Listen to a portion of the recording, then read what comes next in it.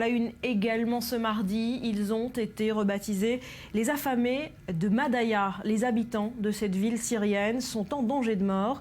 Ils sont affamés. Plusieurs camions de la Croix-Rouge sont entrés dans cette ville assiégée depuis 6 mois par l'armée. Gabriel Nolin. À Madaya, l'ONU veut évacuer 400 civils en grand danger de mort. Reste encore à obtenir l'accord de Damas. Nourriture, médicaments, couverture, les 44 camions d'aide humanitaire dépêchés par l'ONU et la Croix-Rouge sont arrivés lundi dans la ville et 21 autres sont rentrés dans 2 autres localités chiites encerclées par les rebelles.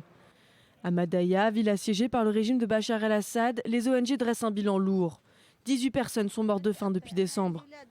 Seul moyen de survivre pour certains, manger des chats et de l'herbe. Aucune aide humanitaire n'était arrivée dans la ville depuis le 18 octobre.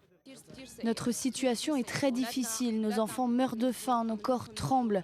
Nous avons commencé à perdre conscience à cause de la faim, nous souffrons d'anémie et beaucoup de maladies. Nous n'avons pas de nourriture, même pas du pain, il n'y a pas d'eau, pas d'électricité, pas de chauffage. Nos enfants pleurent toutes les nuits, on est incapable de trouver de quoi les nourrir. Beaucoup d'habitants attendent désespérément de pouvoir partir. Des images d'enfants squelettiques supposés de Madaya avaient fait le tour des réseaux sociaux, indignant la communauté internationale. Suite à la pression, le régime syrien a finalement accepté de laisser entrer l'aide humanitaire, mais affirme toujours que les photos sont fausses. Le cas de Madaya n'est pas unique. En Syrie, les civils sont les premières victimes de la guerre, qui dure depuis 5 ans. Selon l'ONU, 400 000 personnes au total sont coincées dans des villes assiégées par l'armée de Bachar el-Assad ou par les rebelles. Et c'est le chiffre du jour, $100 le kilo de farine. C'est le prix affiché en Syrie en ce moment. Les populations assiégées, on l'a vu, sont désormais obligées de se nourrir de feuilles et d'herbes. La situation sanitaire est catastrophique dans le pays.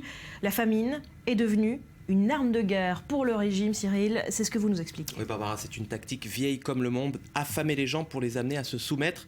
Barbara, regardez plutôt ce graffiti retrouvé sur les murs de Madaya, écrit par les soldats de Bachar el-Assad. El jour al rukour, traduction prosterne-toi ou meurs de faim. Alors pour ne pas mourir de faim, eh bien voilà à quoi en sont réduits les habitants de Madaya. Je connais quelqu'un qui attrapait des chats, les égorgeait et les donnait à sa mère en prétendant que c'était des lapins. Je connais d'autres personnes qui mangeaient ce qu'il y a dans les poubelles ou d'autres qui mangeaient de l'herbe.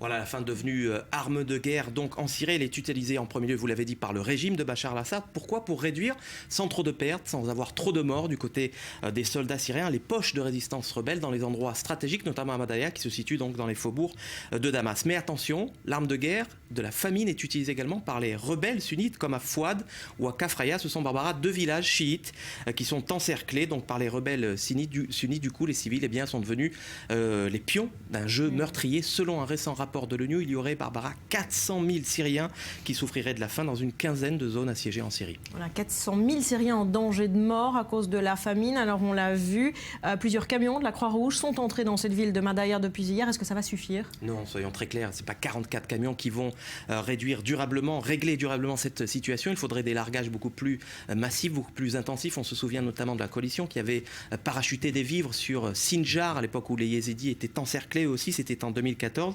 Et puis Madaya, c'est à 1 minute de vol de la frontière libanaise, c'est-à-dire que les Occidentaux pourraient en faire plus. Pourquoi ils ne le font pas? Sans doute parce que le 25 janvier prochain, des négociations s'ouvrent à Genève sur l'issue de la crise syrienne. Voilà pour cette situation en Syrie. Merci Cyril. Et pendant ce